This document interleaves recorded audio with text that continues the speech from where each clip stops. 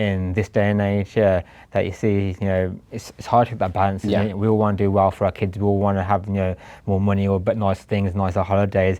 But then it's that what you're sacrificing. You're sacrificing that time that you're spending with your kids.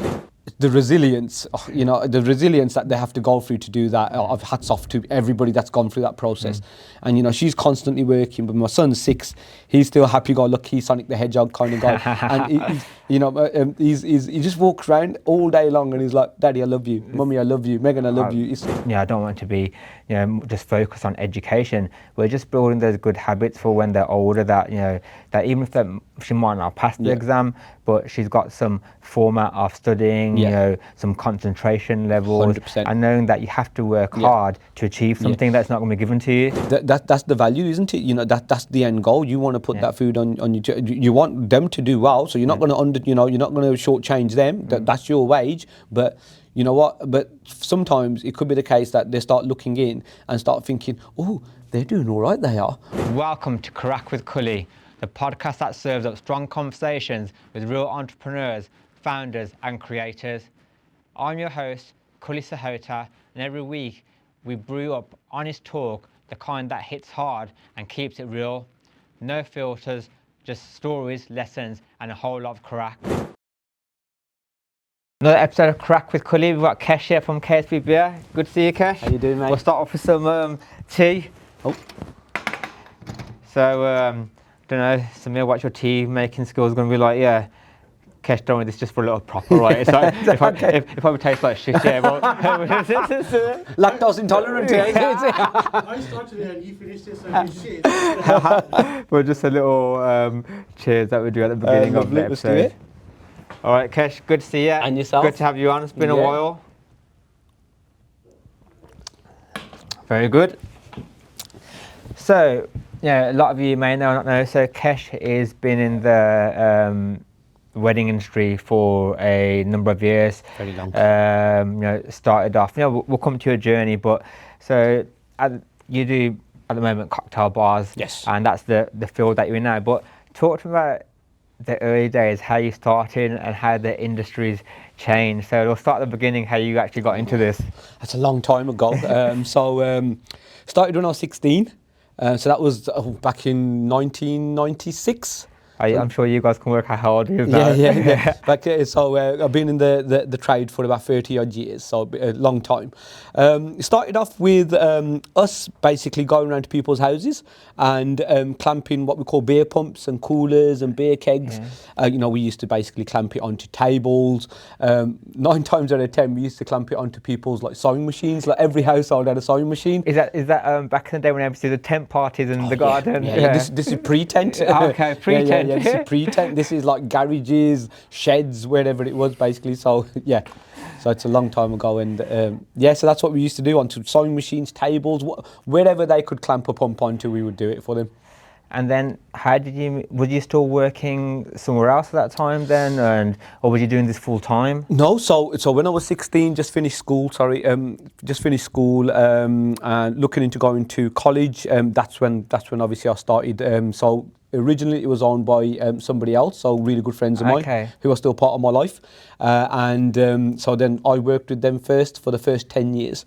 Obviously I worked under them, and then after 2004 is when I officially took over KSB. Okay. So back then in 16, I just left school in between the 6 weeks holidays in college, and then it just carried on into basically continuing to do this whilst going through to school, college, to university, and then starting work as well. When did you say this became a full-time job, or?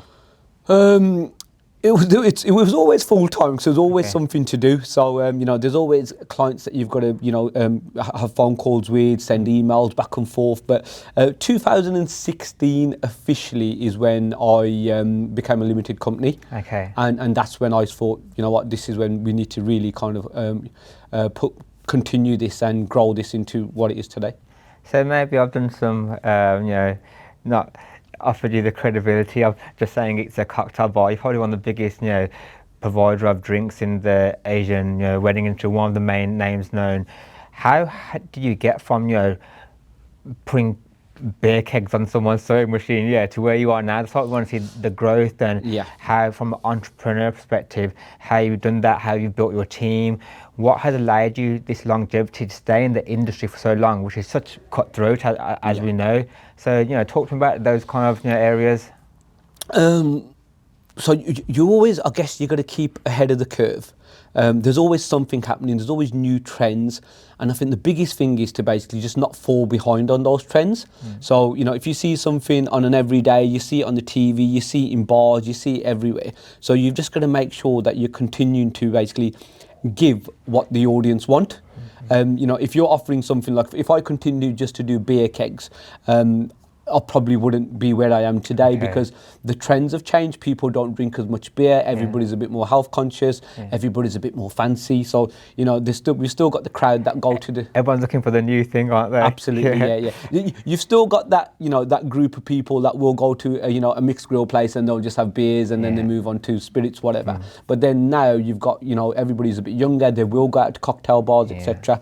But what kind of spilled us into cocktails is probably my wife. My wife was like, this is what's going on right now. So, why are you not doing it?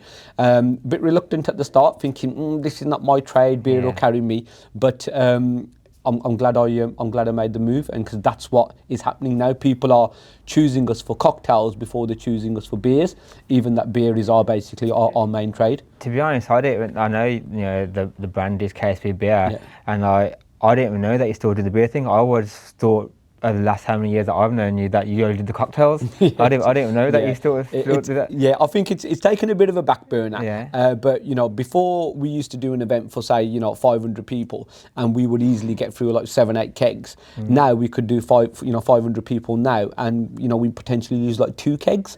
So like I said, trends have changed a lot. And I think it's just because people are a bit more health conscious in regards to the calorie counting. So everywhere you go, it's calorie counting. So they think, we'll have one beer and then we'll move on to something else. So that's changing. But back to your original question.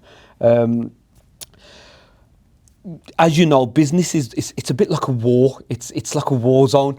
There's no day that you can actually sit back and think to myself, I'm going to just have a bit of a relax today.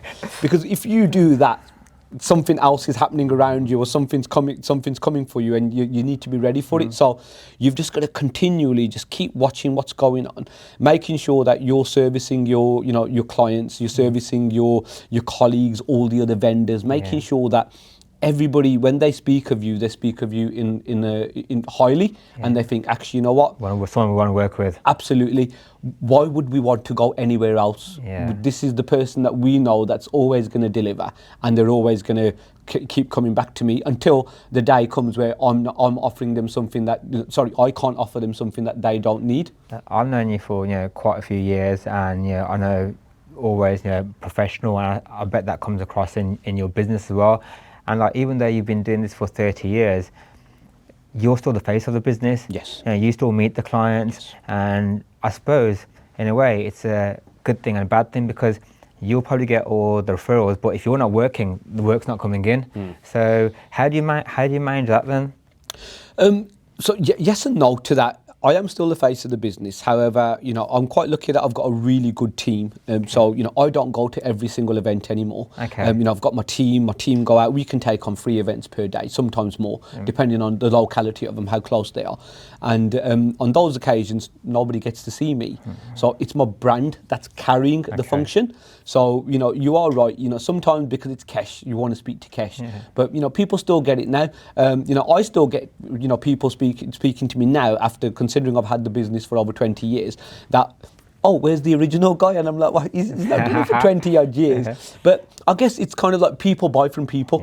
So my job is at the start, to make sure that the client, the mum, the dad, the bride, the groom, they feel comfortable. They feel comfortable enough to part with their money with me, and knowing that my brand then is going to turn up at their function, and the whole journey is going to be exactly the same. So, nothing's going to change from when I had the first conversation to when my team go out there and set the bar up, to when my team are actually serving, the couple on the day, or the other 400 people are there. I know we talk about, the change in trend from beer to cocktails or whatever, but I would expect that the actual celebrations have changed as well, from before you maybe just doing weddings. Now people are celebrating everything, birthdays, anniversaries, births, or whatever it might be. Do you see that before that the wedding industry was quite seasonal, and like you'd have like people get married all the way throughout the year? How do you manage that then? For me, it's a better situation. Okay. Because now, we've not just got a small pocket of months that we can do what we need to do in that small space of time. Now it's extended. So if anything now, because when you've got what we call like your dead months, which is like normally like December, January, February. Okay. If we're getting functions in those months as well, that's helping me with all my expenses that are coming through. Yeah. Because in those dead months, all that's happening is you're getting expenses, Yeah. and then you have to work really hard throughout that small window to make sure that that's covered as well.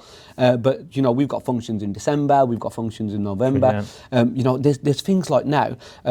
It's not just birthdays, it's not just christenings, it's not joggles. Now there's ladies Sangeet nights. Yeah. You know what I mean? There's the lads nights. There's so many different things that people are celebrating. So we used to say, weddings are too long as it is now, but now it's like a whole week of just celebrations. And good for you. Absolutely. Guess what people do? They just drink. So so it works out really well for me because either the ladies and they're saying, well, we want a cocktail bar before all the ladies. Fantastic, we can do that for you. The gents, I will say that, okay, well, if the ladies are having something, shall we have something? And then it just continues to extend. And sometimes we're doing juggle parties that have 400 people, and I think 400 people at a juggle party.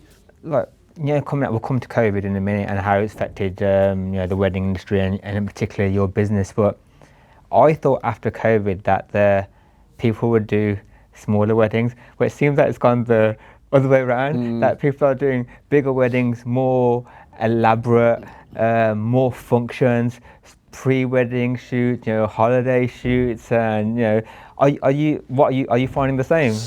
Yes. When you say they're getting bigger, I think number-wise, they're not as big as they used to be. Okay. The 500s, the 600s, they're anomalies now. Okay. The kind of number that we seem to see a lot of is around like 300, 350. Okay, that's you know what I mean. So it's still sizable. Yeah. It's still sizable.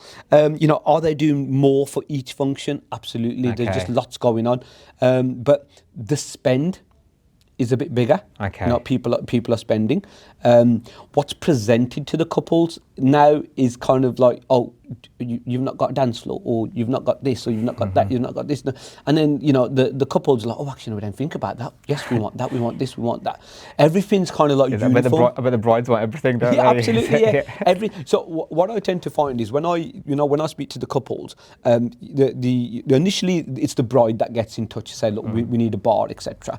And then we go and see them. That's when normally the gents get involved. They're like, we're talking drinks now, so let's talk. That's my turn. It's my turn now. Let me talk about drinks, or they'll speak about the DJ.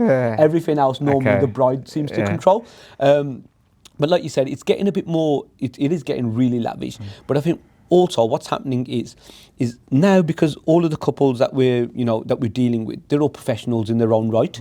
So what's happening is the weddings are getting more expensive. People are spending a lot more money, but I think there's more contribution going into that wedding from the pot. Whereas back in 30 years ago, the bride would pay for absolutely everything. They'd pay for everything. But now the grooms are like, well, actually, you know what? We want this, so we'll chip. We'll put that into the pot. Fairly so. Absolutely. And then the bride's parents were like, well, you know what? You've got work. You know what? You want the nice things. You pay for the nice things. Let us pay for the big chunky things. Let us pay for the venue. Let us pay for the food. You want that fantastic decor. Okay, cool. We'll pay for some of it. You pay for some of it as well. It's a better way of doing it, Absolutely. Isn't it? Yeah. Because then that way the people that are getting married, hopefully they've still got a little bit left in the pot for them then to start their life. Yeah, as we know, you've been to many working at Asian weddings. I've attended many Asian weddings. It's a great fun time, but a very stressful time for the close family or even the bride and groom. Yeah, but these days it seems that the bride and groom hopefully enjoy it a lot more, whereas before it was like stressful. You tell us some stories. You must have seen some crazy situations at weddings, or some things that have gone wrong, or Yeah. that something that sticks in your mind from Yeah. from wedding? Yeah, you've been like hundreds of weddings. Thousands. Yeah, We're into the yeah, thousands yeah. now, aren't we? Oh man, that's a tough one because there's so many things that happen, and you think to yourself, like, Something must resonate in your memory that you can. Oh, I remember that wedding. Yeah, this happened to it. Or you can't say. you know, that's the thing though, because it'll be so specific to that particular client. So if they ever get to watch this, they'll be like, "What are you talking about my wedding?" But you know, there's been times where you know, somebody's left their outfit, for example. They've left their outfit, they've forgot it, and you just, The bride and the groom. yeah. What, you know, what, either one or all. Yeah. And it's all the way back to wherever it needs to be. And you know, I think on this particular occasion, it was the bride. So everybody's waiting for the bride and groom entrance, and you know, it's like, okay, so it's getting to, like, the function's going to finish at 7. It's come 5 o'clock, nobody's there. It must have been so horrible for her, because she's probably planning this, you know, all her life basically. And you know, they ended up walking in at 5 o'clock, and they had like a first dance, a cake cut, had something to eat. I bet you had to keep the drinks flowing then to keep the guests happy. You have to keep people entertained, keep people entertained, But we just get some, you know, we get so many different things happening at weddings from behind the bar, because you know, we at the starting of the function we get people that are the best people in the world. You know what I mean? You're having a laugh and a joke with them, because we have to be those people. We need to make the guests feel comfortable. We do have a bit of banter with them. We do serve them. You know, if somebody's come up to us and had the drink twice, as they're walking for the third time, we're actually presenting the drink to them before they're even having it. But then there's a shift, because that's the thing that alcohol does. Then people's characters change and stuff like that, and then you just got to kind of just manage that as best as you can. Yeah, it must be difficult to manage, especially, and you for it to still be your staff to be professional, you professional, because you know, things do go wrong at weddings. People do drink too much, and then like do see, you know, some people are like fun drunks, but you must see the other side of people as well. And like when you're probably saying is when like a DJ's playing, when they're saying one more song, probably saying to you, "Oh, can I have one more drink, one more drink." That must be hard to cut off. The amount of times that we you know, with the bride, so we will have the run of the day, and you know, it will say on there bar to close for speeches, bar to close for first entrance, and we always adhere to that, because that's the couple's request, and we speak to the couple. But then on the day, it's like, well, I'm the girl's chacha, and I'm like, oh, okay. And I'm the girl's brother, I'm this, I'm that, and I'm like, I appreciate that, man, I'm the girl's bartender. You know what I mean? So, it's difficult, it's difficult to say but that. they've told us that you can't do this, so, you know, unless you want to take the time out to pull your niece or your brother or your sister, whoever it is, from their first entrance dance and bring them to the bar to say that you're an exception. Let's do that. You know, we're happy for you to do that. People are not respectful in that way for the bride and groom. They're there for the bride and groom, and like everyone like care about the food or the drink, and they just want to think about, you know, filling their own bellies in as such, rather than thinking, oh, should I do something that respects their you know, opinions or what they've decided on that day. So must be really difficult to manage. And unfortunately that falls on us, because nobody's going to have that conversation with a family member. They're obviously, because we're an external party, so it's easy for them to kind of like, you know what I mean, vent to us to say that, oh, I don't like this situation, and we're like, but this is what you requested. You know, if you decide to book us for your event and you want to keep the bar open for the whole function, we're happy to do that. Just do what you need to do. But you know, we do get to go to some weddings where you can just tell the vibe's amazing. Honestly, you know, everybody is just beautiful, and that's the couple. Everybody's there for the couple, and those are the ones that we really, really enjoy, because, you know, and I always take the time out to say to the couple after, you know what, I really enjoyed your function, because your family members are beautiful, you guys are beautiful to deal with, and that keeps us our connection then as well. And you know, the amount of referrals that I get to say that, oh, you know what, I was at Simran's wedding and we had a blast, and there's nobody else that we're going to choose, it's only going to be you. And that's such a nice feeling. It's honestly that's what fills our cup. That's what makes us think, you know what, the money's great, absolutely, but that's the thing that kind of really fuels me to think that, you know what, we're doing good at what we do. And people remember that for the rest of their lives. They will. You know, they'll see it in their wedding films, in their photos. You know, you was there. And that's you know, a great feeling to have. It is a lovely feeling, to be fair. So it's kind of like that, and it just drives us. And my team are like that as well. That's the good thing about it. You know, if we get feedback, I will basically message it out to my team as well to say that, guys, I wasn't at this one, you guys were at this one. I've just got this image now, of the bride and groom having this photo, and then like Kesh in the background photobombing the photos. So hi guys, I'm here. So that's really cool. yeah, we touched on COVID and not just affected your business, but the wedding industry. Mentally, like, how was that? Were you scared at the time, or did you see coming out of it? Were you thinking about, oh, should I wrap up the business, or did you have weddings lined up where you had to return deposits? So what was the situation through COVID? If I answer that personally first, COVID was a really tough time, absolutely, yeah. Did I enjoy it? Yes, I did. Because I got to spend time with my children, and I was fully there.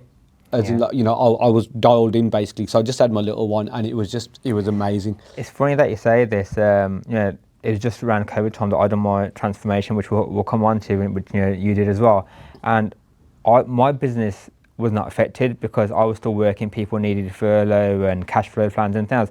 But I enjoyed being at home and like spending that time with the family. One thing I do remember at that time, you know, my kids were obviously younger then, and the weather was good, so they could just go in the garden and play. And I remember spending like work in the garden. So I thought, you know, I appreciate there was a lot of you know, sad things happening there. And, you know, even like in the family situation, people had passed away through, you know, this disease. But from a personal perspective of having to spend that time with the family, it was much appreciated.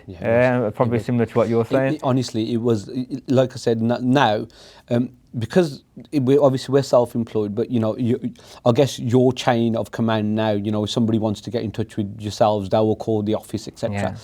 I still get people obviously that want to call me, and there's no kind of end time to the night. You know, sometimes I can get a call at 8 o'clock, but, you know, or 8:30.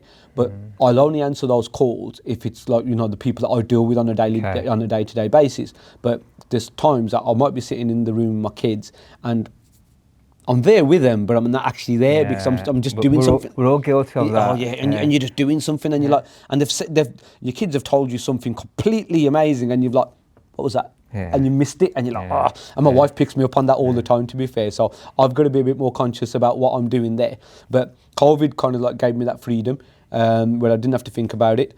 But from a business perspective, yes, was it scary? Absolutely. But I think for me, I didn't have things in place. I'm the kind of person that basically, if I can't afford something, I won't have it. So I always had that safety net of a pot of things, basically, that, you know what, okay, we're gonna have to ride this out, basically, and just ride it. And luckily, obviously, you know, we did end up riding it out, and it worked out well, and obviously things got back to normal. And but the year after COVID, that was the year that honestly we were broken. Everybody in the industry was just broken because we just had new weddings with backlogs of weddings and just kind of just tried to fit it all in. So the pipeline was already there. Oh yeah, you know, it was like, you know, Tuesday, Wednesday, Thursday, Friday, and your body just couldn't recover. And you're just tired, and, you know, normally we have like the weekdays to have our downtime to get your prep done for the weekend, but this was just like firefighting throughout the whole, just to get, it was like day by day, get the prep done for that job, get the prep done, and then we just carried on for that. I bet this is what people don't probably see then. You know, you got COVID, but it's not just about pouring some drinks and mixing them together. It's all the prep for it, and you like making sure that, okay, we've got the venue, you know, the staff can go to the venue at what time. Have we got all the, you know, the ingredients to make the drink, you know, the glasses and everything else. Just making sure all the bits and pieces which people don't see. Oh yeah, look, you know, the cogs have got to turn, basically. If, you know, if one's not done, the other ones are not going to just basically move along. But like you said, there's so much preparation. You know, there's risk assessments that you need to do.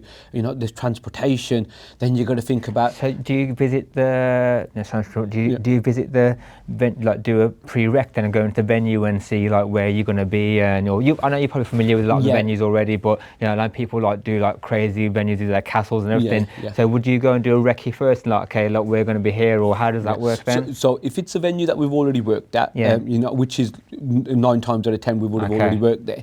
You know, what we do is we get the floor plan. So the floor plan's given to us either by the venue itself or by the decor team, and so we know exactly where we need to be. If it's a venue that I've not been to before, yes, absolutely, I will always take a visit down first beforehand, make sure I know where all my access points are, and make sure that obviously, you know, we know what we need, what the venue needs from us. Do we need to have floor coverings and all that kind of stuff? So because we want to go there and make that impression where they look at us and think, oh, okay, these guys are really good. Yeah. We want them back. And that's where I'm quite lucky, where there's so many venues that basically recommend us as their bar supplier, just because we've got a really good working relationship with them. We turn up, we do what we need to do. When they need something from us, you know, whether it's a risk assessment, whether test, whatever it is, we give it in a timely manner. We turn up, clean up after ourselves, and then we leave. So luckily for me, that's where most of my work comes from. You know what I mean? So the relationships that I build with venues and caterers and wedding planners. You've got 30 years of relationship and rapport building that you've done. You know, a lot of guys in the industry know you, and you know you speak highly of you. I'm not saying this as that you're my client, but even when we speak to guys out of the network and they, you know, bumped into you on like social events, and you know, no one ever says, oh, I had a bad experience with the KSP beers, you know, so it's you know, a good thing, and that's a self-accolade in itself, rather than, you know, you don't need like an award at an award ceremony, and it's just to have that recognised from within the industry and your peers is, I think, a massive achievement, which you know, hats off to you on that. We you know, we touched on again at the beginning, like you went to Dubai recently, you spent some time with a family, and you was there for an event as well. Weddings a lot of people are doing destination weddings. Have you done destination weddings yourself and presented the cocktails, bars to outside of the UK, or is that something that you're planning on doing or considering is on the horizon? I think it's flowing okay at the moment. It's good. It's a natural conversation. Yeah, it's just conversation. It's so good. I think that's what Stephen Bartlett over here. I don't know about that. No, so not as of yet. So not done anything internationally. Could we? I think we could. However, I guess it just depends where we're doing it. Like for example, Dubai. You know, they've got 7-star hotels, they've got 5-star hotels. Their skill set is going to be at a certain level already. So, you know, when you've got like people making like, you know, drinks, we're not just doing a vodka and lemonade. Anybody can do a vodka and lemonade. But when we're doing a cocktail, obviously it's like, you know, it's a skill to be able to do it. You're basically like a chef. You need to understand the flavours. You need to understand the balance. You know, is there enough sour in there? Is there enough sweet in there? Is there enough alcohol in there? And for us to kind of, you know, take this to out there, we probably wouldn't need to take the staff out there, the mixologists, for example. We probably just need to take the actual bar structures, the way we do things, the way we organise things. You get the ingredients from there, wouldn't you? Okay. You get all the ingredients from there. You'd get the staff from there. Make sure that they do it the way that you need to do it. But I guess the entry into it is a bit more difficult because the hotels run everything there. So they do everything kind of in-house because they've got their own staff. They've got thousands of staff members, haven't they? And for them, it's more manageable for them. But never say never. You know, I would like to do it. You know, it's something that doing this kind of work in a hotter climate is always a nice thing. You never know. Like these days, it's more and more you hear of destination weddings. It's going to be great for someone to take you over there. Absolutely. And I know you like your porn star martinis, mate. No, I don't know about that. So I'm glad you said martini there. So I don't know where this conversation was going then. So maybe a bit of a tangent that we go on here is that you've been in the industry this long for 30 years, and you've seen the trends from beer to cocktails. Have you seen a massive trend from, you know, just gents, males drinking, you know, from beers to now, you know, females drinking these cocktails at weddings and openly, you know, drinking and participating in cocktails and, you know, alcohol? Have you seen a change in that then? Oh yeah, absolutely. You know, gone are the days where, you know, when we used to think about working out quantities that we would obviously discount the ladies because we're like, well, actually they're not going to drink, it's going to be the men. Honestly, it's a beautiful thing though, because because it's a cocktail bar and there's vibrant colours and there's, you know, nice style glasses and the way that we do things, and our bartenders have got a nice flair about them as well. You know, we have dads and daughters come up to the bar and have a drink together and they're having a great time. And is it dangerous when some auntie's going to come over, she wants a mocktail, she picks up one of your cocktails instead? No. But we've done that though. So we've seen an auntie come to the bar and we're like, no, that's got alcohol in it. She's like, that's what I want. And you're like, top, "Oh, okay." top it up for me. Absolutely, yeah, absolutely. So, so we kind of like got to the point now where we're respectful enough to say that Benji, auntie, this is mocktails, these are the cocktails. No pre-assumptions, yeah. No pre-assumptions. You just don't know. Obviously, unless they're underage, then we will obviously pick that up with them. But there is, honestly, there's so many people that come to the bar at the same time. And I think cocktail bars has allowed that. Because if it was, say, for example, a beer and a spirit bar, that's still a bit more like this is kind of a bloke kind of environment. Where the blokes just hang around the bar and they're knocking back, their Jamesons and all that kind of stuff. But with a cocktail, that makes it so much more accessible to everybody else. And, there's still some people that still put alcohol out on tables. So, the ladies will never say put a bottle of vodka here. That's still not going to happen. You know what I mean? It's just one of them situations, because out of that table of 10 or 12, they might be the only ones drinking it, and they don't want to offend the other people that are not drinking. But coming to the bar, this trend of people having drinks at the bar is just made it accessible for everybody to be able to drink. That's funny what you just said there. I've never thought of that. So, when kids go, well, not kids, but when young people go to a bar, of course they get asked for ID. Yeah. Do you have to do that as well? Oh, yeah, absolutely. Yeah, absolutely. I never thought of that. No, we have to, because, we get so many kids coming, it's for my dad. And it's like, well, does your dad really drink rosé? You know what I mean? Sure. So, that's probably my kid. Yeah, you're right. We've got a duty of care. We have to be responsible. The same with the caterers. If somebody's got a nut allergy, they have to be careful. There's I don't think there's enough regulation, in regards to weddings, in regards to that, in that sense. But I just make sure that we know what we're doing. If somebody's intoxicated, overly intoxicated, then that's our problem now. And that intoxication might not have been we did it to them. They might have had a shot with us at the bar. They may have gone to the table, necked something back there.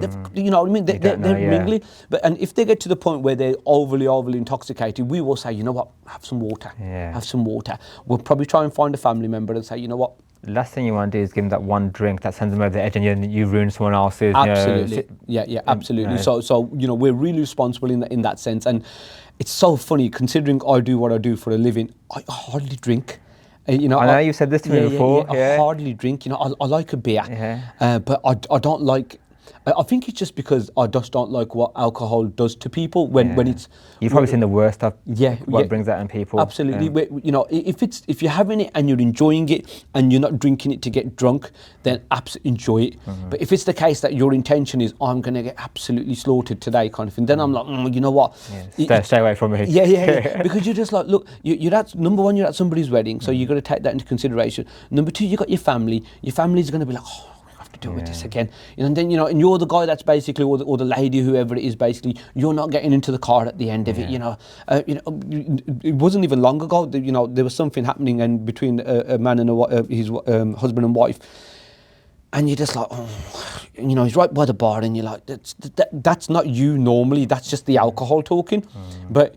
That's the kind of stuff that you do behind closed doors. But you've just got to, I actually got in the middle and said, guys, maybe just kind of like just deal with it when you get home. It's awkward, yeah. But what's going to happen is you've got to be careful, because then that can now automatically turn starting you, to me. What are you getting involved for? Exactly. Yeah. So, but you're just going to do it I take things in a pinch of salt, and when I'm doing it, I smile. Yeah. So I'm not showing any aggression in any way, kind of thing, just to kind of say, look, you know what, just try to help you out. If you want my help, perfect. If you don't, then cool, I'll walk away. No, it's good that you, I know with respect to previously at events, and you don't, hardly drink at your own event, and even outside the event, you told me that you have a beer and that, and that's really good. But that probably leads to my next question, really, about the health journey or the transformation. I still see you, even today he's running 15 kilometers. He didn't run here, by the way, but he should have.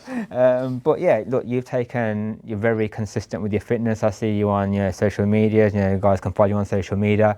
So talk to me about how you got into that, what you achieved from that, and how it's helped in the business as well. So fitness, I've always loved it. Always loved it since school. I was that guy that would win the 1500 meters. Play football, 6 weeks holidays, non-stop. I'm talking 16 hours non-stop with no water, no nothing. You did it. You had a ball. Best days. Best days of your life. And you just play and play and play, regardless of what the weather was. And it got to the point. I've always been kind of like quite slim, and then it just got to the point. As you get older, you start finding work, and then you're sitting down a lot more because you're just sitting there doing that, and then you get to the age where you have a beer, and then all of a sudden all these mixed grill places opened up, and I got to about 20. I think I got to about 26. So I got away with it for a bit, to be fair. And then I just realised that I don't like the look of myself. I do not like the look of myself. So then I thought, okay, let's try this. And I started the gym. Really enjoyed the gym. Went with my friends, but we did do it really well. But still, kind of eating and drinking as you do, and I looked in a good shape. And then got married when I was 29, and then it happens again. Then all of a sudden you look at yourself and you think, how did I get here again? And then it got to about like 36. You got to 36. Then thought, you know what? Okay, I need to do something here. I need to do it again. I've always loved running, so I'm a runner. So just ran. But the thing with running is basically what happens is you kind of like you do lose weight, but you kind of get a bit soft. You know what I mean? You get a bit skinny, but then you can't necessarily get rid of your belly. And then skinny fat. That's skinny what I say, fat. Skinny fat. That's what I call myself that sometimes. So and then I had my kids and I loved having kids. Then I got really big, and that's the same bad. I got to about 12.5 stone.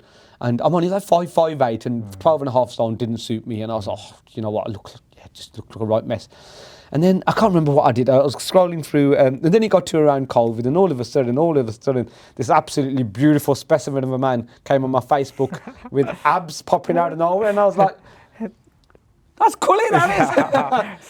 That's embarrassing to me. Yeah. So that's Kully. And honestly, man, I was just like flabbergasted, and I was like, no way. That is, you know what I mean? Yeah, if I can do it, anyone can do it. I was like, there's no way that's Kully. And I just remember I messaged you or called you, so I can't remember what happened. And you gave me a lot of time and lots of conversations, and I was like, you know what, that's what I want to be. That's what I want to look like. And so then I found out from you. I got in touch with your online coach, and I think the first time round it didn't work for whatever reason, and then because I was doing my own thing. Okay. Actually, did you present that picture before COVID or after COVID? After COVID. Was it after COVID? Yeah. So during COVID, I was running a lot. I was running a lot, eating lots of salads and stuff like that. So I was feeling really healthy, but I just didn't look like you. And then I spent 3 months with was it 3 or 5 months? Can't remember, with Canal. Yeah. And just listened to him, and mate, got a 6-pack. Couldn't believe it. I was 42 years old at the time. No, you looked really good as well. I've seen the photos, but I think it's good just to prove to yourself that you can do that. 100%. My goal was never to get on stage in my speedos or whatever, or do one of those ones. You might want to do that. But isn't that what I wanted to, just for myself, to prove something that I can achieve something. And now I find that maybe I like to be healthy and stay not to that extreme level, but it's more of a lifestyle now. Like now, if I want to have a beer with my mates on the weekend, I do that without feeling guilty. If the kids want a pizza on the weekend or ice cream, I go with them. I let them have it. Before I was like, no, I'm not doing that. I'm not touching that. Yeah. And it became a bit like, I don't know if you felt the same. It was taking over my life, and that's when I realised, okay, look, we need to see what's important and try and balance everything up. It did. I got to the point when I was doing it, and my mum was like, "What are you doing? Look at you!" And my mother, it was like marabota. You know what I mean? Because the thing is, like, my family, they're all big. You know what I mean? Every single one of them are big. So for them, in their head, that's healthy. He's ill. What's wrong with him? Yeah. So because they're big, that's healthy for them. That's all they know. And I was like, but look, you know what? I remember seeing my sister in Asda, and she's got her own house. I've got my own, and she texts me after. She's like, "Kesh, are you okay?" And I sent her a picture, and she's like, "Yep, you're okay." You know what I mean? She's like, "You're okay." Yeah. I go, "Look, I'm doing this for myself." Even my wife was like, "What are you doing?" And I was just like, exactly like you. I just want to do it because I just want to be able to commit to something, and I'll be able to do it and get on the other side of it. I think that's so important what you said. See, a lot of people I see or ask me, or I see online as well, is that people fail from doing it, and they're either doing it to prove to someone else, their friends, or maybe the missus that they've got insecurities about themselves, or whatever it might be. But you're only going to achieve that if you're doing it for yourself, and you know why you're doing it, and the want is so much more. And I think that's so important in business as well. You see a lot of the, the entrepreneurs or who are doing well, they, it's a cliche, okay, look, I used to work at 5 o'clock. I'm not saying join the 5 a.m. club, but it just instills some discipline in yourself for looking after yourself and having those traits in your business as well. Yes, 100%. Getting up at 5 o'clock, I struggle with that. But you're probably getting in at 5 o'clock. On a weekend, absolutely. Yes, I kind of like my gym life. I enjoy it. That's my mental release, basically. I just love it. I'm not as strict as what I was with food, basically. Okay. I ain't got the abs and stuff like that, but I do feel more energetic. I enjoy what I do, and do I bring that into my business? I think, to be honest with you, a lot of my business it's come from, I work for a corporate company, so obviously while I was running KSB as well, I worked for British Gas, and I was in customer relations. So customer relations is my thing. I'm really understanding. That's where you must have got your patience from. So you're a very patient guy. Yeah. You do. I was just saying this to somebody the other day, and when people are getting frustrated, vendors are getting frustrated with couples, and they're like, "Oh, we sent them this quote and they've not come back to us, and they've ghosted us." And I only just learned what ghosted means, because they ghosted us and this, and I just turned around and I said, well, I think sometimes we forget that they've got a job. Yeah. They've got a job that they have to do, and they're trying to fit in wedding planning as well. So, if it means that we have to speak to them at 8 o'clock in the evening, it's because of that reason, basically. So, I'm as patient as you can get. I'll say to them, this is, what I can do for you. But everybody now has become a master negotiator. You know what I mean? Everybody wants to negotiate a deal. Everybody's, can we just give you cash? And I'm like, no, I can't sustain my business like that. He didn't say this. Yeah. No, I say no, but I always say no. I can't sustain my business like that, because I can't go to, HMRC and say, here's a bag full of cash. Or, and do this. I'm like, you guys need to pay what you need to pay. It's within all industries. Me being an accountant, if someone client pays me cash and I go and bank it, the bank are asking me questions, and I'm the accountant. And you're getting charged for the banking? Exactly, and like the inconvenience. And I think the whole, not just your industry, the cash is dying out within the UK or where in the world generally. No one really takes it.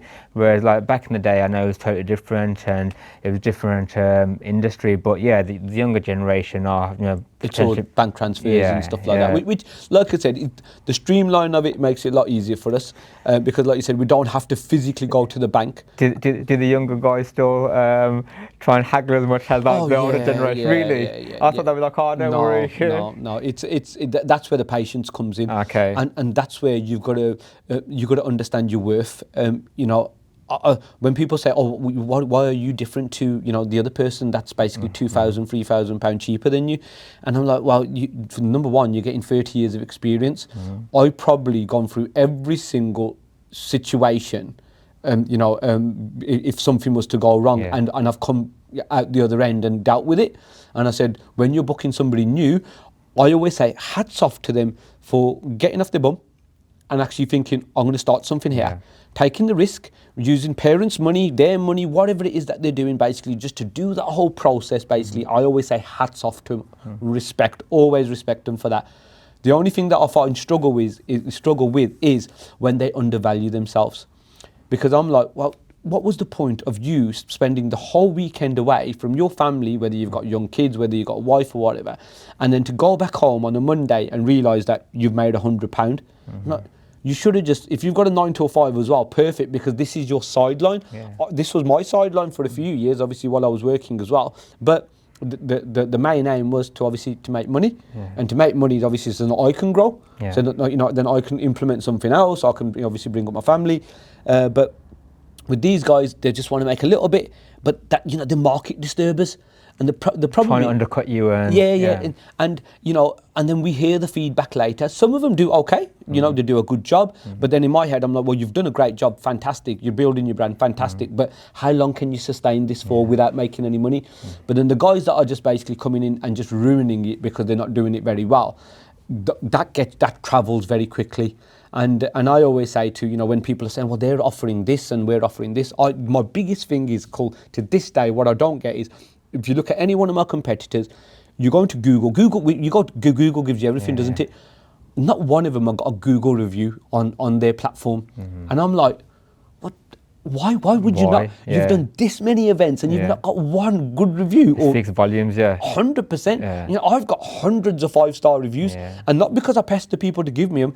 People take Want the to, time out yeah. after their wedding, because of the journey that they've had with me, to take the time to say that thank you very much. I can see them now, they're at their honeymoon thinking, oh yeah, best leave Kesh, best leave Kesh Kesh review. keeps texting us. Yeah. He keeps asking us for this review. Yeah.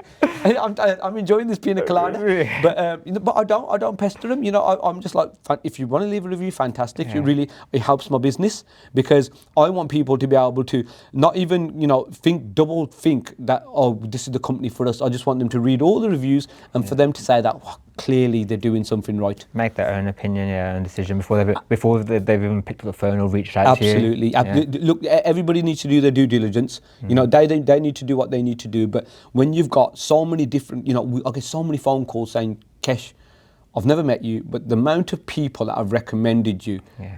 I just have to call you to find out, you know, what your quality is, this and this.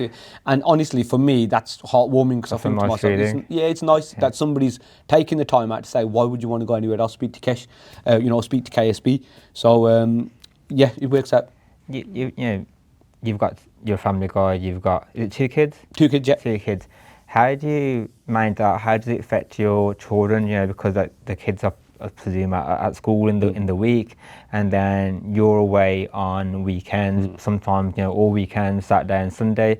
How do you have that balance? You know, does your wife support you with that? And you know, do the kids say, "Oh, where's Daddy gone?" Yeah, it is tough. That's the tough one. Probably more so still tough for me now, and it's just a norm for them, because Okay. they know that I'm away on the weekends. But I do not neglect any of my duties, and none of them. You know, like today, after school, I do every single school run: morning school run, afternoon school run. That's really good. You've got that balance to do Oh, that. yeah, You know, yeah, that's one thing that money can't buy. No, Yeah, no. for you to go and pick your kids up, Yeah. you know, drop them off in the morning, Yeah. say goodbye to them, Yeah. pick them up from school. Yeah. That is like.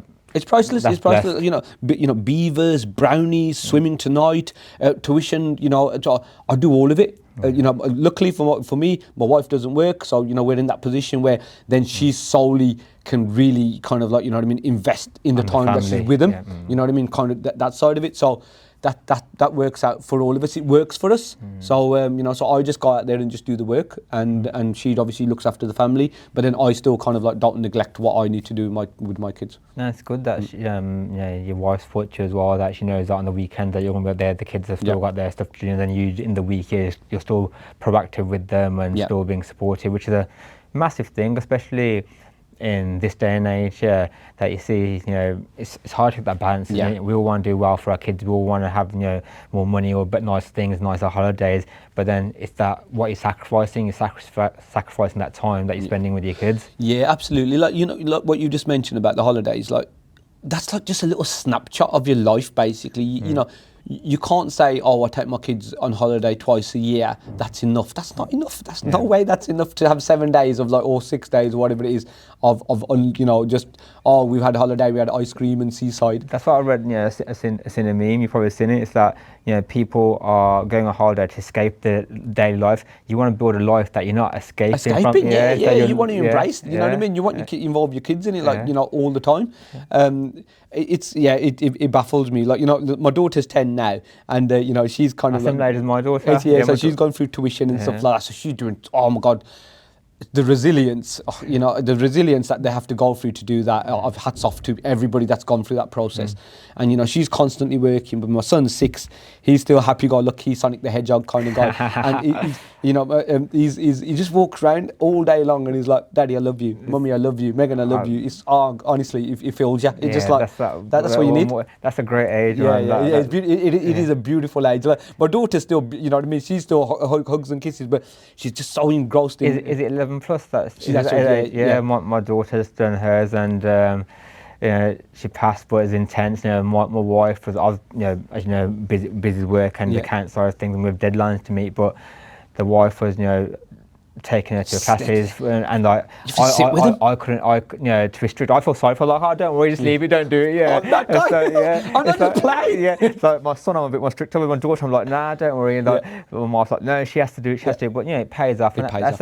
It's with, even though she might not I don't want to be, just focused on education. We're just building those good habits for when they're older. That that even if she might not pass the exam, but she's got some format of studying. Some concentration levels, 100%. and knowing that you have to work hard to achieve something that's not going to be given to you. 100%. Yeah, that's a given. Like my daughter can probably hear me and my son downstairs just laughing and joking and doing whatever, and she doesn't come downstairs to say, oh, what's going on. She'll just carry on, and I'm like, but then obviously when his turn comes, then obviously he'll have to do it as well. To be fair, like if he decides to do it, but we're quite lucky that they're those kind of kids anyway, and that's probably more so. I'm the fun guy, I'm the guy that has the fun, and my wife's the one that says, you know what, okay, you do your part.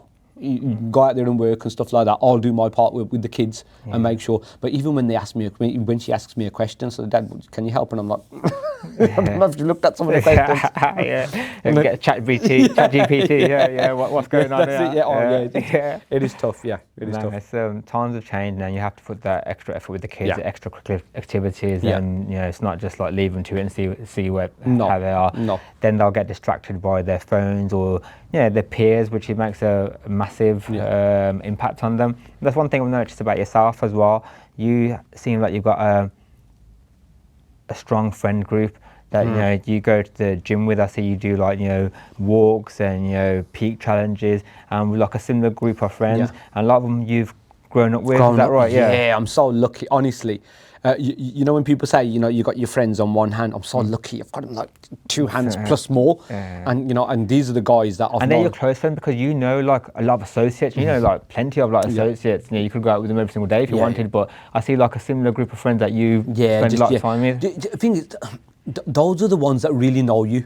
You know what I mean? They've known you from such a young age. They've known you from like 7 years old. Like my mate that I go to the gym with on a daily basis, Kush, done amazing, man. He's like lost 54 kgs last year. And, I've known him since I was 7 years old. So there's nothing that we don't know about each other. And with him, there's no filter. You don't have to think about what you're going to say. It's just say what you say. Not 9 times out of 10, all we do is take the mick out of each other. But that's all you need sometimes. You know what I mean? Sometimes you don't have to say nothing with your best friends. Like the best friends are like for me is that you can just be chilling, watching TV and not saying nothing. And you're just comfortable. You're just comfortable with each other's presence. That's it. Other people you have to like keep on talking, asking questions, but it's awkward. Like a small talk. But like I said, answer to in regards to the friends, yes, a very, very good group of people. We go on holiday together. We try and do one holiday a year, and 3 or 4 days maximum. And in the holidays, there's none of this. Oh, let's go clubbing. Let's do this. Let's do that. We wake up in the morning, we have some breakfast, we go for a really long walk somewhere, and then we'll find somewhere to eat, and we'll eat and have a beer there, and we do this, and it's just a nice, relaxing holiday. And that's what holidays are about. And like I said, we're not going out in the night getting absolutely hammered and wasting the next day, because we don't want to waste the next day, because if we're just lying in bed, we're missing the opportunity. It defeats the objective. Exactly, because you could do that here. Yeah, exactly. You can just go to sleep. So we just kind of just get out there, and like you said, we've all got the the same mindset. Like one of my friends owns an electrical wholesaler. He's booming Wolverhampton, and and then Kush, he's like an engineer. There's just so Everyone's many people. Doing well. We're all doing well in our own rights. But for us, we're all going back to our families, looking after our families, and making sure that they're good. But then we're just dipping in and out of each other and making sure that we're all good Everyone's as well. Okay. That's such a good thing, because especially with men, they don't really go to a lad, it's all bravado, slap him on the back, how you doing, like just ask your mate, are you right, how's things?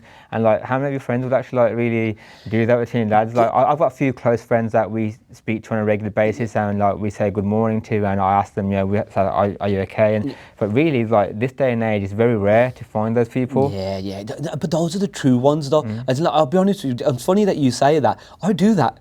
I sometimes, from time to time, I say, we're all right, lads. You know what I mean? And then, if somebody's in a not a good place, basically, I'll pick up the phone to them and say, everything The worst is when they say, I'm coping. It's like, it's all right. And then what's that mean? What's that mean? Do you want to tell me or not?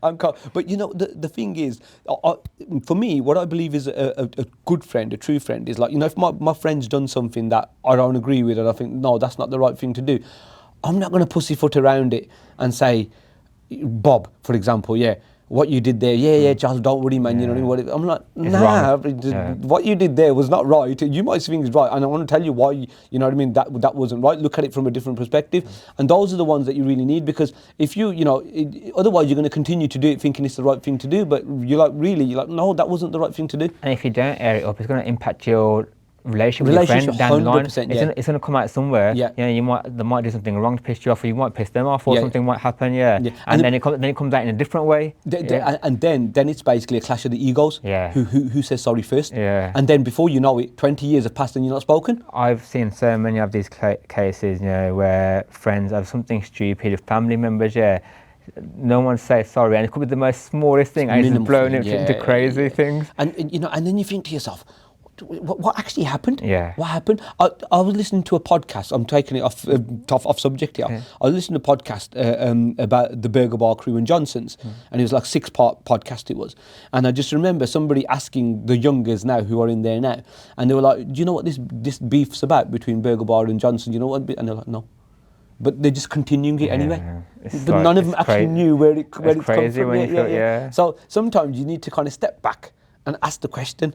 And you know what I mean, and then judge it for yourself. I've got people that they'll ring me and they'll say something about that person, and they'll be like, "Oh, that person's like this," and I'll just say, you know what, that person's okay with me. So until something happens between me and them, I can't share your what you're saying basically. Yeah. So I'll keep my relationship with you, and I'm going to keep my relationship with them. That's really good. It seems you're very self-aware of yourself and people around you, and I think that's people are always easy to judge everyone else rather than judging themselves, because we're not perfect. I make mistakes, you make mistakes, and to be aware of that, and for someone or your best friends to have a group of friends to tell you or pick you up or have the arm around the shoulder when you're down is a massive thing. It's a blessing.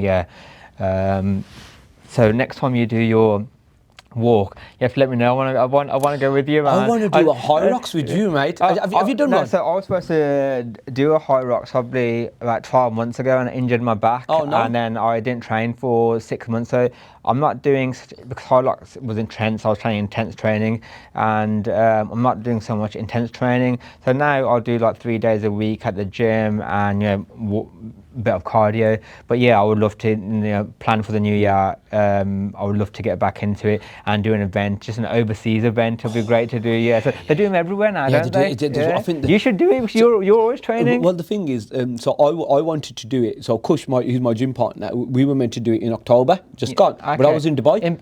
Was that the Birmingham one? He did the Birmingham one, yeah. So he did it with another guy from the gym. He did really well. And he did it with him, and I was gutted. I was really gutted. I really wanted to do it. But Kush is better on the machines. I'm a better runner. So I kind of we can kind of somehow couples. Would you do the couple? We did double. Yeah, we did double. I want to do doubles first. Just a couple. Yeah, couples. I want to do doubles first and see how I feel. And but the skier gasses me out. I'll be honest with you, the skier. But do you still do that I Am Defiance stuff? You were really into that, wasn't you? So my son goes there, my wife goes there. But because of the injury to my back, I'm just a bit sceptical of it. There's a lot of jumping around movements and sideways movements. It's nothing particularly that hurt my back. It wasn't like I was doing a deadlift or anything, but just like some lateral movements, and it can just go. And when it went, and because I sit down all day for my job, like 12, 15 hours a day, it's really painful. So I'm just like, in my brain, I know it's like I need to get over it myself, but it's like a mental block now. Even when I went back to I Am Defiance, or the gym that I was training at, and I wasn't training to my full extent. I was training like 60% within myself. You're always worried and that always worried. But I realise now that I need to more a psychological thing. I need to get over that myself to get back into it. But my plan is to go back. My son goes there, so I've started him training. And there. He's 12. My lad's 12. He started probably when he was about 10, to be honest with you. He did a couple of times a week. He's not, I'd say, he's got no six-pack or nothing like that, but he's quite a big, chubby lad. But he loves his food, but he's a lot stronger than that. And if he carries on training, it's just a bit of discipline. When he first used to go, he used to hate it because he's not a sporty kid. And it's like, Daddy, I'm like, now, he doesn't even say, I won't say he enjoys it, but he knows he has to do it. So it's good, and that's on the coach as well. That's made him feel comfortable and made him feel welcome. So I would like him to continue doing Fair that play. just for a bit of fitness himself. Yeah. But I think it's very important, you know, to be fitness or have hobbies, you know, outside of education. Yeah, school, and, yeah. I wasn't the greatest at school, to be fair, and I think, you know, look, I fell into this, you know, into business and stuff like that. So, but You're doing all right. I think I'm so I kind of fell into it, and you know, I've just ran with it. I've just ran with it, and you know, I've never thought like in between, obviously, you know, owning KSB, you know, I've acquired, like, you know, 2 other companies along the way as well. So it's kind of like it just kind of seems to be happening, you know. Snowballed, It's snowballing into something. And you know, I went to Dubai and obviously, you know, spent a lot of time speaking to lots of different people with lots of different businesses, and it was just an eye opener. And I'm like, I've got the thirst for it now, and I'm like, I want to do more. I want to do something else. I want to do more. You know what? I'm 46 years old now, and you know, the good thing is, touch wood, we got good health. So, you know, that's not slowing us down. And, you know, you can start anything at any time, you know, and you just got to put, like you said, I was watching one of your podcasts as well, and you were like, just work that damn hard that, you know, there's no way you're going to fail. You know what I mean? Just keep working, keep chipping at it. I sit on the other side of the desk, and a lot of people come to me with new ideas, and, you know, I've heard a lot of new ideas about business. And a lot of the guys that do fail, and the difference in the guys that succeed is just not giving up. I know it's a cliche. Some people have some great ideas, and they're probably on the peak of making it or doing well, and they give up. And either from a work ethic or, you know, I don't think, you know, maybe this is from a different perspective, I don't believe that cash is always the problem. If there's an injection of cash, they say, oh, I haven't got the money to buy this extra equipment or do this. You know, you can borrow it, get a loan. There's loads of means, but you have to figure out how to get. You can figure it out. And the guys who have like crap ideas and they're doing really well is like because they've continued doing it and they've never given up. And so it's not a crap idea. So they've made it into a good idea. You've just got to. You just, in a way, you've just got to be tunnel visioned. You just got to be tunnel visioned and just think, you know what? No, this is going to work. This is going to work. I'm going to do it. If it fails, that's okay. That's on me. It's a learning curve. It's a learning curve. That's on me. But like, I've got to the point now where, you know, with my competitors, I don't watch anything that they do. You know, if anything, you know, I'll block them from looking at my socials, not because, you know, they can easily get access to it, but I just don't want to watch what they're doing, because I think to myself, that can kind of like make me think, oh, well, they're doing that then, or maybe I need to do that. I don't want to do what they're doing. I want to do what I want to do. You know, I want my own USP. I've only come recently back on social media. I had like a 1.5 year social media break because I was doing a similar thing. It's not looking at my competitors as such, looking at, you know, what other people are doing in their life. So, oh, I should be doing that. Oh, their life's better than mine. And like it's a waste of time, because in the morning the first thing I was doing was going on my socials, doom scrolling, in the evenings I was doing the same thing. But you know, as long as you're comfortable within yourself, and now I've come back on social media, I'm spending more time on there, but I'm not doing that scrolling, I'm not comparing myself to others, and like, or getting sucked in. It's like we see it from a different perspective now when you've been in business that long, that it's not always what it seems, what you see on social media. 100%. Like you said, I was speaking to somebody just the other. And they were like, oh, you know, you're always on social media, you're always on out, and you're always doing this. And that's like one snippet of the rest of my day. You didn't see what I had to do for the rest of the day, and I had that one point with my mate. But you're thinking, oh, he's always out on the lash. But you don't know what, at the same time, you don't know when that's going to help you. Like what you just mentioned there, you know, the transformation that you helped you done that little thing, just helping that one person, and other people have reached out as well, whether it be business. Like you don't know that one little post you might do. Some people are just like, you know, of course they're going to be laughing at you, cussing you, but it might help that one person. Then it's all worthwhile. 100%. And I think that's why I'm so active on my social side of it. And you know what, like I said, when people see me, they must be, oh, you must be absolutely shredded. I'm not. I'm just like, you know, I'm just normal. Like, you know what I mean? But it's kind of, for me, I know that there's people out there are also thinking, oh, Kesh is on it, man. You know, and that might get them off the sofa that day. And you know, and if they do send me a message, I will say, you know what, whatever you want to do, whether it's a walk more than what you were going to do. 100%. You know what I mean? You know, if it's a run, whether you start, oh, I can't run a second. Okay, run 5 seconds and then stop. You got to walk before you run. Yeah, 100%. I said just do anything. I said just do anything, and you know, you'll find your mojo. But for some people, it doesn't happen, and if that's it for them. But this is my release, so you know, I enjoy it. Really good. And now, you know, we spoke about the business journey, about family, about how you got here, and you said like you've got the hunger to do something again. What do you want to do? Like, would it be within? Have you got plans for KSB? To expand out in different areas? To talk about international, or do you want to venture into other areas? I think KSB is kind of like self-running in that sense. It's kind of, it's doing what it needs to do. Every year it's, the traction's there in regards to the bookings. The bookings aren't, bookings are declining in regards to numbers, but the value, quality and the value is better. Because we're kind of like, going to nice venues and working in those venues, which works out well for us. I would like to do something for myself, to be fair, where I don't have to think about staff. I just want to be able to go there and do what I want to do at the time that I want to do it, do it well, and do it that way. Basically, that's my plan. And then I don't know whether that's going to be the thing that I'm going to do moving forward, or whether it's the case, because with the whole managing teams and getting everybody to certain venues and stuff like that, that is very time consuming. That thing is the hardest thing, isn't it? And it can take a lot out of you, basically, because those are the things that keep you up at night thinking, oh, is that person going to turn up? When he said he's going to turn up, and things like that. And that's not because I'm scared. That's just because I'm really passionate for the couple. Just never want anything to go wrong for them.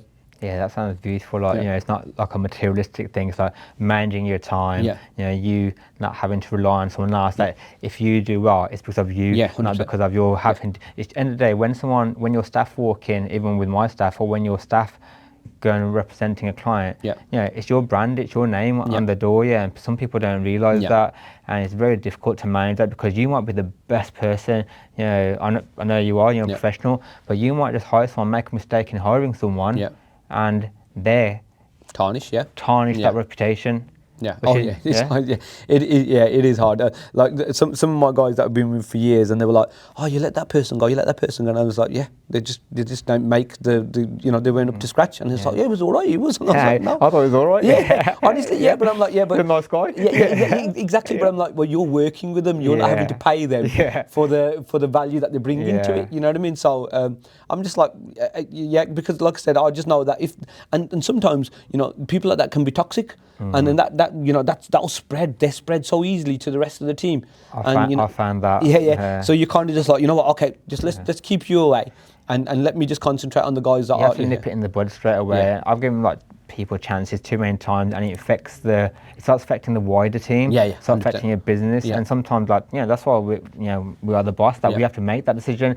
Not everyone can make that decision, and it's a hard decision to make, and they might be a lovely person, but if it's affecting your business, that's how I put food on my kid's table. 100%. And so if you have to make that decision. That's the value, isn't it? That's the end goal. You want to put that food on your you want them to do well, so you're not going to you're not going to shortchange them. That's your wage, but you know what? But sometimes it could be the case that they start looking in and start thinking, oh, they're doing all right, they are. We should be getting more money. We should be getting this. And I'm like, well, you didn't take any of the risk. You didn't do any of the investment. You didn't do any of that. You've just turned up to the shift. Why should you get a pot of this whole thing? Do you know what I mean? So nothing's easy. That's what people see. They're going to think that you're a 30-year overnight success. That's what they're going to say. Short. That's it. Really short journey. I could mix a few cocktails together. What's so hard about this? Like I said, I do praise the new people. I'm not going to take it away from them, because we've all been there. We've all worked from the garage and stuff like that. I just think that I just wish that they would kind of like understand their worth a little bit more quicker. And then we're all playing on a level field then, and look, if they're £500 cheaper than me, I can deal with that.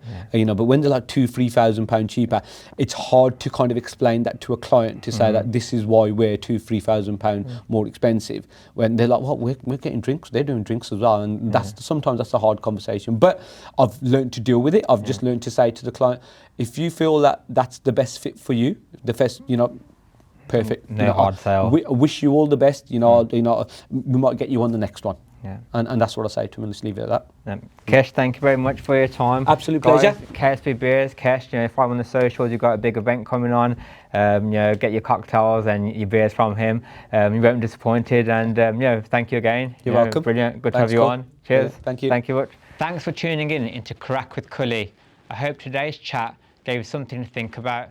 maybe a spark to take your own business or mindset to the next level. If you enjoyed it, don't forget to subscribe, share it with someone who needs that push, and stay connected. And if you ever need side business advice, you know where to find me at Taxis. Until next time, keep it strong, keep it real.